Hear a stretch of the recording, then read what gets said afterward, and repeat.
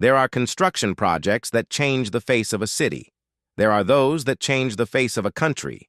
And there is a special category of projects that change the face of reality itself, not because they are incredibly beautiful or technically perfect, although both are often true, but because the very fact of their existence forces a rethink of what people are capable of doing if given enough time, money, and stubbornness.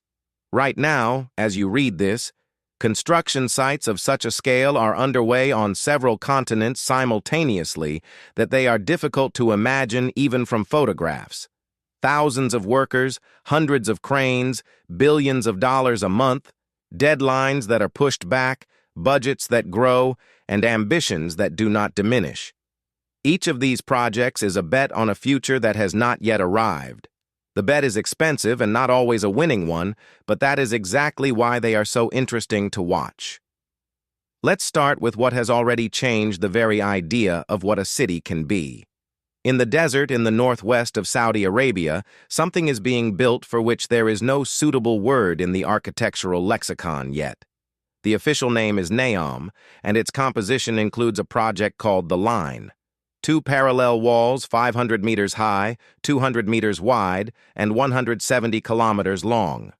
A linear city without streets, without cars, without carbon emissions.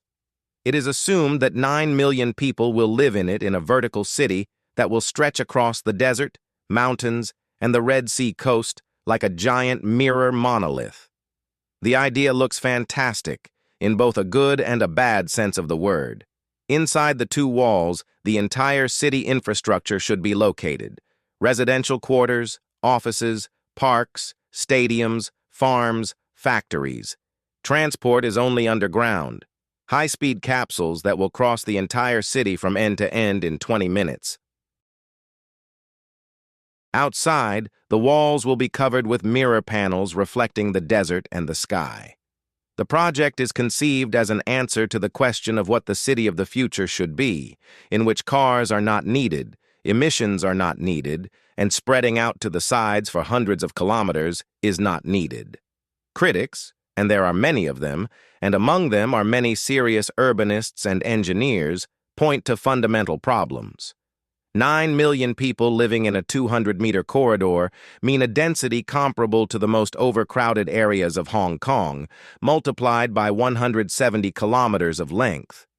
How will natural ventilation work in a closed space of such a scale? What will happen to the psychological comfort of residents who have either another wall 200 meters away or the desert out the window? How to evacuate millions of people in case of an emergency from a structure that essentially has only 2 ends?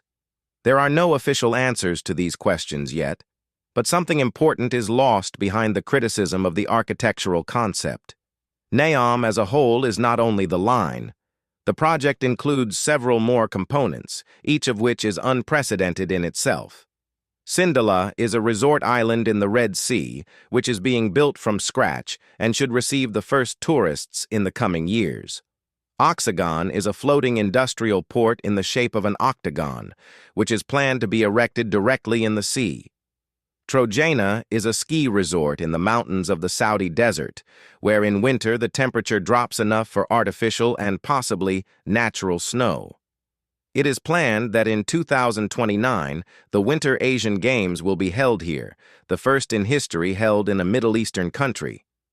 All this set of objects is intended to turn the sparsely populated northwestern corner of Saudi Arabia into one of the key global centers of tourism, technology, and highly qualified labor.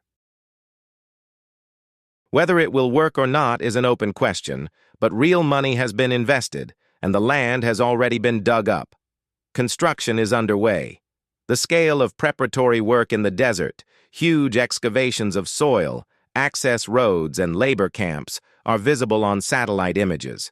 The initial completion dates have already been shifted several times, and ambitions have been revised downwards. The first realized section, according to the latest data, will be significantly more modest than initially stated. But the project itself is not closed. Saudi Arabia has invested not only money in it, but also its reputation. And this means that something will eventually appear in the desert. What exactly this something will turn out to be is a separate question. At the other end of the world, in India, a project is unfolding that should prove that the world's largest democracy is capable of building infrastructure at a speed comparable to authoritarian regimes. A high-speed railway between Mumbai and Ahmedabad is 508 kilometers of track, which a high-speed train should cover in approximately 20 minutes, less than a regular express goes now. It has been under construction since 2017, with Japanese technological and financial participation. Japan provided a loan in the amount of about $12 billion on exceptionally favorable terms. Shinkansen E5 series trains will reach speeds of up to 320 kilometers per hour. Construction is proving more difficult than planned. The issue of land alienation, buyout, and forced seizure of plots from thousands of landowners and tenants along the route turned out to be politically much more painful than the designers expected. Part of the route passes through densely populated areas, where compromise with each landowner is a separate story. Deadlines have been shifted several times, but construction continues, and the first section of the line, according to the latest data, should open for passengers in the coming years. For a country that has long been associated with overcrowded and chronically late trains, this will be a qualitative shift. At the other end of the world, in Egypt, they are building a new capital, not expanding the old one, not moving government quarters to the outskirts. They are building it precisely from scratch, in the desert, 45 kilometers east of Cairo. The project is called the New Administrative Capital, and for all the modesty of its name, it represents one of the largest urban planning experiments in history. The area of the new city is about 700 square kilometers. This is more than the area of Singapore. The planned population is 6 to 7 million people. The idea of moving the capital away from congested Cairo has been discussed in Egypt for more than 1 decade. Cairo is one of the largest cities in the world, with a population of about 20 million people. It suffers from catastrophic traffic jams, housing shortages, crumbling infrastructure, and periodic floods. The new capital is conceived as a clean slate. Wide avenues, modern traffic management systems, digital infrastructure from the very beginning, rather than built on top of century-old communications. Construction began in 2015 and proceeds with varying intensity. Government buildings, the presidential palace, parliament, military headquarters. All this has already been erected or is almost completed. Some officials have already been transferred to the new workplace, but residential quarters are filling up more slowly than planned. Infrastructure outpaces demand, and the city itself still looks like a set for a movie about a future in which there are no people yet.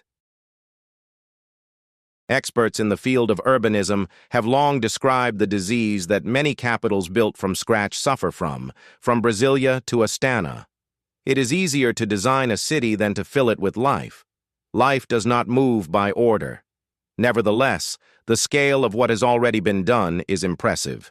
The central business zone of the new city includes the tallest skyscraper in Africa, more than 400 meters. The new international airport is designed for tens of millions of passengers. A high-speed railway line will connect the new capital with Cairo. This is not a paper project and not an abandoned construction site. This is a real city that exists physically, but does not yet quite exist socially. If the 2 previous projects are a story about an attempt to build the future from scratch, then the next one is a story about how to connect what nature has divided. Istanbul is already one of the few cities in the world divided between 2 continents. The Bosphorus Strait, connecting the Black and Marmara Seas, divides the city into European and Asian parts, and the existing 2 suspension bridges and 1 road tunnel under the strait are working at the limit of their capacity. But Turkey has conceived something fundamentally different. Canal Istanbul is an artificial waterway, 45 kilometers long, that will run parallel to the Bosphorus through the European part of Turkish territory. Essentially, it is a second Bosphorus created by human hands. A canal 250 meters wide and 25 meters deep should ensure the passage of large tankers and container ships, bypassing the overcrowded natural strait. Along the banks of the new canal, it is planned to build new residential quarters, business districts, and tourist infrastructure. In fact, it is a project for a new city along an artificial river. The cost of the project is estimated at $75 billion. Environmentalists are sounding the alarm. The canal will pass through a reservoir that supplies drinking water to part of Istanbul, destroy several ecosystems, and may change the hydrological balance of the Black Sea. Geopoliticians point out that the new canal will take Turkey out of the scope of the Montreux Convention of 1936, which limits the passage of warships through the Bosphorus. This means that through the new canal, naval vessels will be able to pass without those restrictions that are currently in force. Construction was suspended and resumed several times, deadlines were shifted, but the idea was not abandoned. In Asia, perhaps the largest infrastructure program in human history is unfolding: the Chinese Belt and Road Initiative. Speaking of it as a single project is incorrect. These are thousands of individual projects united by a common logic. To create a network of roads, railways, ports, pipelines, and digital infrastructure that will connect China with Europe, Africa, and South Asia. The total volume of investments within this initiative, according to various estimates, is from $1 to $8 trillion, depending on what exactly is considered part of the program. Among the specific projects underway right now is the construction of a high-speed railway line between Laos and China, already launched into commercial operation, the port of Gwadar in Pakistan, which should become a gateway for Chinese exports to the Arabian Sea, railways in Kenya connecting Nairobi with the port of Mombasa, and several large energy facilities in Bangladesh, Myanmar, and Ethiopia. Critics of the program, and there are many of them, talk about a debt trap. Countries receiving Chinese investment accumulate debts that are then used as a tool of political pressure. Supporters object that without these investments, the infrastructure gap between rich and poor countries would be even more catastrophic. The dispute continues, as does the construction. Let's return to Europe, because here too there is a mega project that is little talked about outside specialized publications, although its significance is difficult to overestimate. Under Geneva, at a depth of up to 100 meters, the largest scientific machine in human history has been operating for several decades: the Large Hadron Collider. But the European Organization for Nuclear Research, CERN, has already developed a concept for its successor. The future circular collider will have a circumference of 100 kilometers, almost 4 times larger than the current one. Its construction is estimated at approximately 20 billion euros, and full commissioning is planned for the 2070s. This is not a fantasy and not a preliminary idea. This is an approved concept with detailed technical documentation, ongoing geological surveys, and international negotiations on financing. What makes this project a mega project of a special kind? The fact that its result, by definition, is impossible to predict. The Large Hadron Collider was built, among other things, for the search for the Higgs boson, and it found it in 2012, confirming the standard model of particle physics. The future collider is being built for questions, the answers to which may again overturn our understanding of the fundamental laws of nature, or not overturn it, which will also be an important result. This is an investment not in a specific product, but in the opportunity to ask the right question and hear the answer of the universe. There are projects that are built because without them, one cannot survive. It is to this category that the largest projects in history for protection against water belong. Venice is sinking. This is not a metaphor. It is a literal geological reality. The city, built on wooden piles in a lagoon, is slowly sinking while the level of the Adriatic Sea is slowly rising. In November 2019, a flood covered 87% of the city's territory. one of the worst indicators in the history of observations.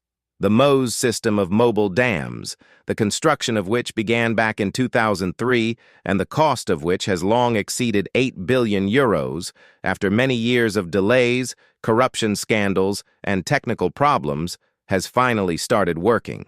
78 metal shields installed at the bottom of the 3 inlets to the lagoon can rise, blocking the access of seawater in case of a threat of flooding. The results of the first years of the system's operation turned out to be encouraging. Several potentially destructive floods were prevented, but engineers honestly admit that Mose is a gain of time, not a final solution.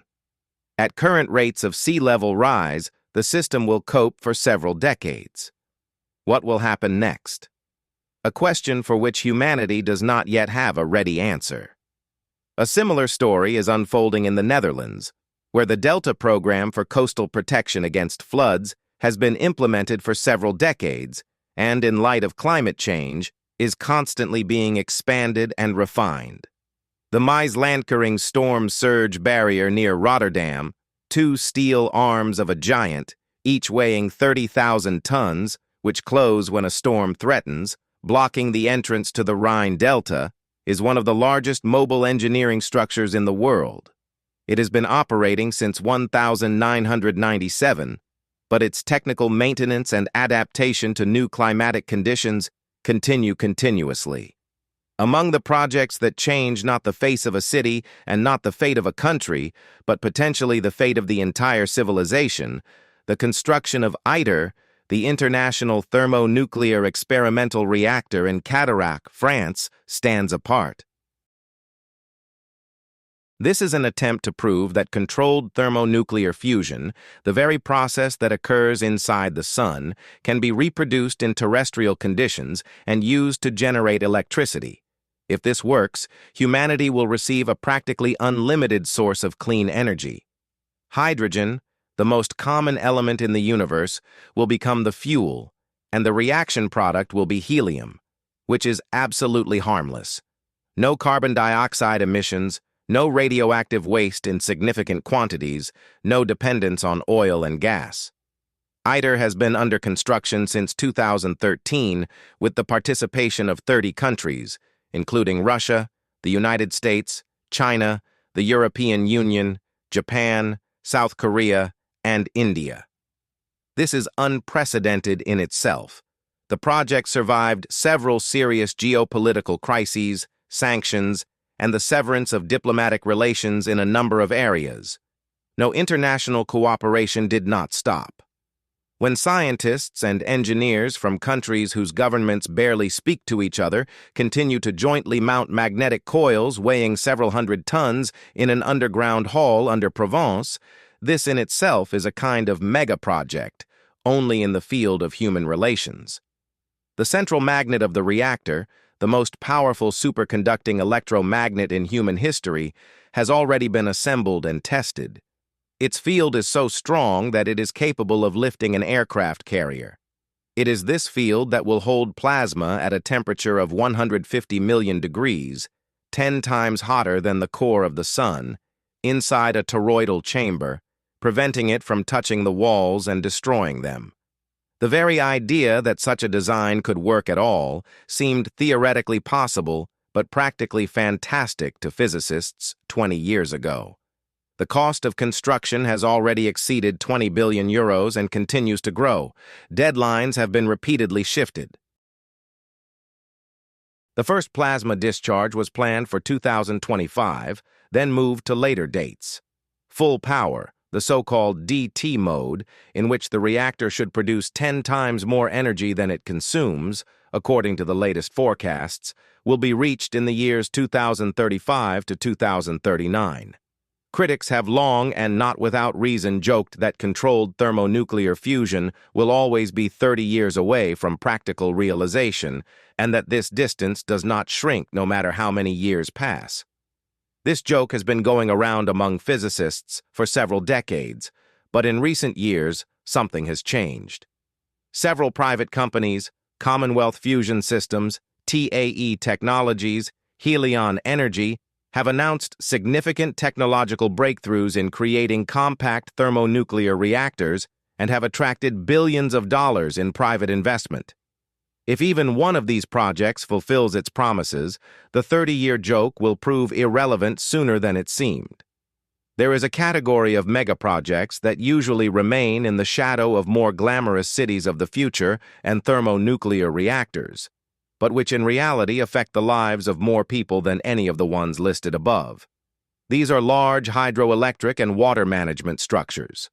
The Grand Ethiopian Renaissance Dam on the Blue Nile River is the largest hydroelectric power plant in Africa, the construction of which is being completed in Ethiopia.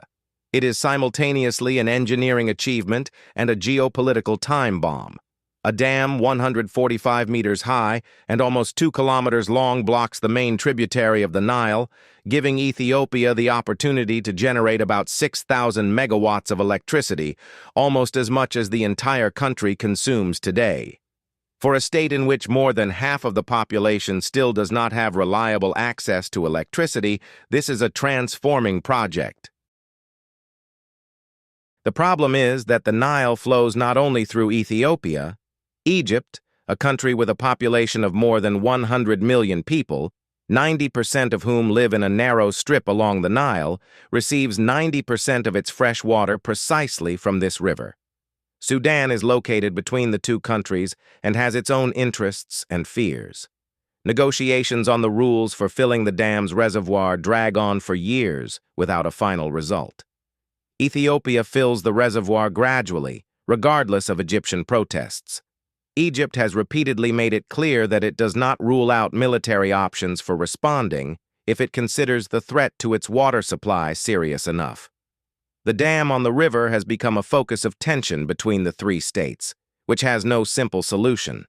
This makes it one of the few mega-projects in history around which the question of war and peace is literally being decided. Not in a metaphorical, but in a completely literal sense. All these projects share one trait that is not always obvious when looking at budget figures and completion dates. Each of them is a bet on a certain future. The line makes a bet on the fact that people will want to live in a vertical linear city without cars. The new administrative capital of Egypt makes a bet on the fact that officials and entrepreneurs will want to move from familiar Cairo. Canal Istanbul makes a bet on the fact that international shipping will continue to grow. ITER makes a bet on the fact that thermonuclear fusion is generally manageable on an industrial scale. The bets may not pay off. The history of megaprojects knows many expensive failures: ghost towns, unfinished bridges, tunnels that turned out to be needed by no one. The famous megaproject syndrome, described by Danish economist Bent Fleabjerg after analyzing hundreds of large construction projects around the world, sounds disappointing. 9 out of 10 megaprojects go beyond the initial budget. An overrun of 50% is the norm. An overrun of 100% or more is not rare at all. Deadlines shift almost always. The declared benefit often turns out to be exaggerated. This is not an accident and not the incompetence of specific contractors. This is a systemic pattern related to how people evaluate long-term complex projects at the planning stage. And yet the world builds. It builds despite overruns, despite shifted deadlines, despite scandals and failures. Because the Suez Canal, which was opened in 1869 after 10 years of construction and colossal human losses, changed world trade forever. Because the Channel Tunnel, which critics called an unrealizable dream, today annually carries more than 20 million passengers. Because the Panama Canal, the construction of which was accompanied by the disaster of the French attempt and required an American engineering revolution, became one of the axes of world logistics. The history of megaprojects knows another side. Bridges that seemed like madness before construction and became symbols of their cities. Canals that changed world trade, reactors that gave electricity to millions. And this is the most important thing. Projects that we consider a matter of course today were once incredible too. City water pipes, electrical networks, railways, the internet. All this in its time looked just as fantastic or even more fantastic as a linear city in the Saudi desert or a thermonuclear reactor in Cadarache, France, looks today. The people who built the first power plants did not know if there would be a demand for their electricity. The people who laid the first railways heard from experts that locomotives would never be able to move faster than a horse. And all this eventually became the foundation on which the modern world stands. Each of the current incredible megaprojects is someone's bet that in 50 years, their result will also seem like a matter of course. Some of these bets will lose, some will win, and it is precisely the winners that will change how future generations live. Building the incredible is always a risk,